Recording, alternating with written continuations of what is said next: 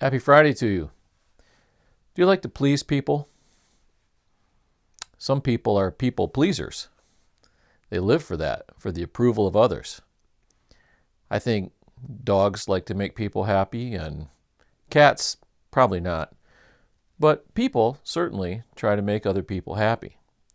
We live for approval sometimes. Now, what about God? Do you want to keep God happy? Did you know you can? You might have this image of God that says he can never be pleased, and of course, that would be an unbiblical view of God's self-disclosure. He has disclosed himself in a way that reminds us that he can be pleased, and one of the reasons we like to please is because we were wired for approval. But trying to seek approval from people is dangerous. It can get you in a lot of situations.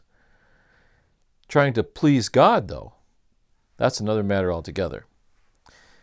And the book of Hebrews, and especially this chapter that we're in right now in Hebrews chapter 11, is going to remind us repeatedly that the commendation from God is what we ought to seek.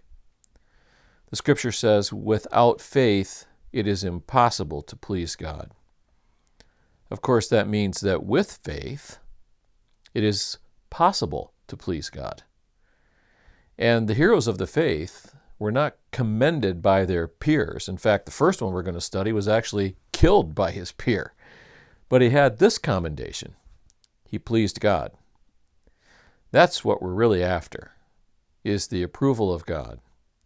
So this week, we start this great chapter in the book of Hebrews, the Hall of Faith, in chapter 11.